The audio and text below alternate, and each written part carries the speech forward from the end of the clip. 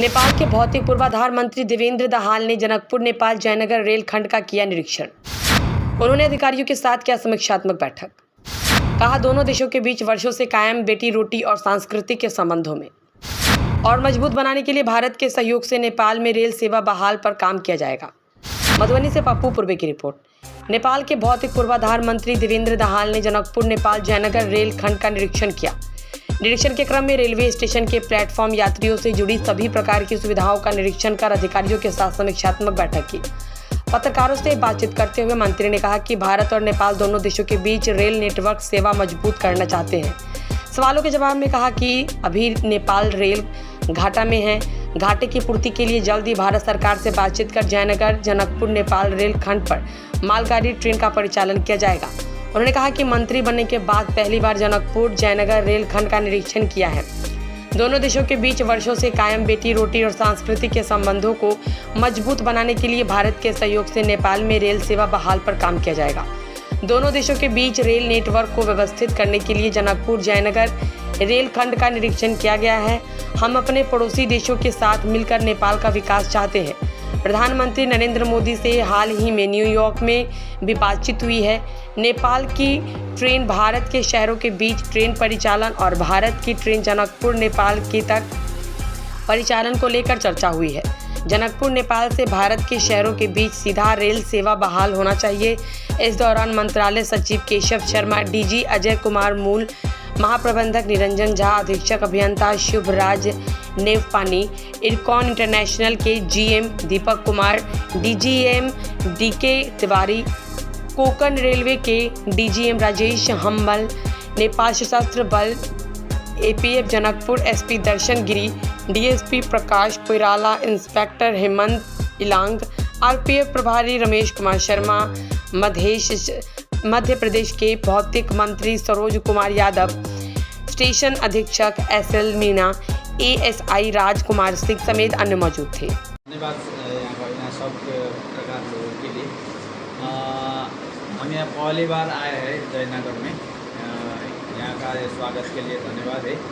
हमारा ये रेल का जो संजाल है, ये रेल का संजाल कनेक्शन करना है नेपाल से, इसलिए ये नेपाल का रेल का कनेक्शन के लिए ये बहुत महत्वपूर्ण पॉइंट है यहाँ पर। इसलिए ये क्या है, कैसा चल रहा है, हम उसी के लिए यहाँ आए हैं। इसलिए नेपाल और भारत का संबंध तो बहुत पुराना संबंध है। ये संबंध तो रेल से जोड़ना चाहते हैं हम। ये सांस्कृतिक संबंध है, छिमेकी का संबंध है, पड़ोसी का संबंध है। इसलिए इस संबंध, रोटी बेटी का संबंध है, इस सब संबंध के लिए ये रेल से जोड़ना चाहते हैं। और कनेक्शन है हमारा, बहुत कनेक्शन है। रेल का कनेक्शन बहुत मजबूत कनेक्शन है। इसलिए इस ये कनेक्शन को का व्यवस्थित करने के लिए हम इसको प्रमोट करना चाहते हैं। ये रेलवे लाइन है, इसको प्रमोट करना चाहते हैं। इसी के लिए हम यहाँ पर घूमने देखने के लिए, अवलोकन करने के लिए आए हैं। इसके भी पहल हो रहा है हमारे ये मालवाहक रेलवे संचालन के लिए। हमारा भी ये रेलवे अभी तो घाटा में चल रहा है, इसलिए इसको नाफा में लाने चाहते हैं। नाफा में लाने के लिए तो मालवाहक रेलवे का संचालन करना है, इसलिए इसका भी हम सोच रहा है, इसका भी योजना बना रहा है। दोनों तरफ का सामान ढुआनी करने के लिए, उधर से इधर, इधर से उधर सामान ढुआनी करने के लिए तो ज़रूरी है। इसलिए इसके भी हम सोच रहे हैं। अभी इसका योजना बना रहा है। अब इसका लागू करने के लिए योजना तो बन चुके हैं, इसको लागू करना बाकी है, ये लागू करेंगे। अच्छा, उसका भी छलफल हो रहा है। यहाँ मोदी जी से हमारा प्रधानमंत्री का वो न्यूयॉर्क में भी मुलाकात हुआ। शायद ये भी बातचीत हुआ मेरे ख्याल से।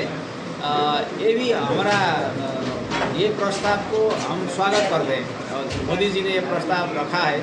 और ये प्रस्ताव का क्या होता है कि दोनों रेल चलना चाहिए, इधर से उधर भी जाना चाहिए नेपाल का रेल अयोध्या में, और अयोध्या का रेल नेपाल में जनकपुर में आना चाहिए। ये हमारा सोच है।